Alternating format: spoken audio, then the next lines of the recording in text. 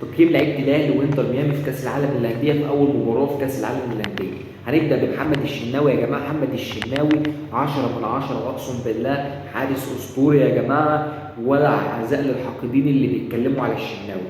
الشناوي 10 من 10. نبدا اثنين، ياسر ابراهيم واشرف داري. ياسر ابراهيم يا ابني انت عملت ماتش امبارح اسطوري، وكل ما اشوف اللقطه بتاعت ميسي وانت بتعمل له عوز على كده انا بضحك اقسم بالله. ياخد 8 من 10. اشرف داري ما يعني مفيش غير حاجات بسيطه خالص كده، ياخد 6 من 10. محمد هاني وكوكا الاثنين مشتركين في رقم واحد وهو 3 من 10، واسوأ باكات انا شفتها في تاريخ النادي الاهلي. نبدا بحمدي فتحي. حمدي فتحي امبارح 6 من 10. مروان عطيه 10 من 10 ونجمه، وتعظيم سلام يا مروان، وعايز تطلع ميسي من جيبك.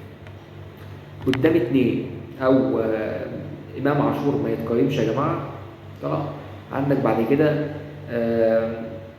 محمد علي بن رمضان. محمد علي بن رمضان يا محمد بسم الله ما شاء الله عليك، الشوط الاولاني عملت شوط جامد جدا، ولسه شايف لك تقييم اعلى نسبه لاعب يلعب للامام في الماتش، يعني ما بيرجعش الكره للخلف ولا للجنب، بيلعب لقدام. محمد علي بن رمضان على الشوط الاول ياخد 8 من 10، هو طلع في اول الشوط الثاني.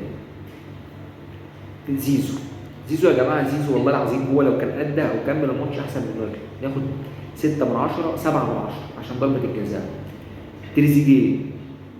يا تريزيجيه انت كنت جامد في الماتش، ليه تصر انك تلعب ضربه الجزاء؟ يعني ليه انا مش فاهم.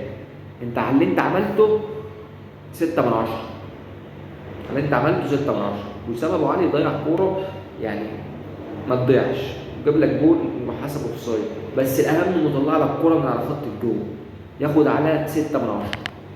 يا جماعه صحصحوا معانا. اللي نزلوا في الاخر حسين الشحات وقفشه وطاهر، والله العظيم انتوا ما تتقيموا وما ينفعوا اصلا ان انتوا تفضلوا موجودين في النادي الاهلي. انا مش هقيمكم. السلام عليكم.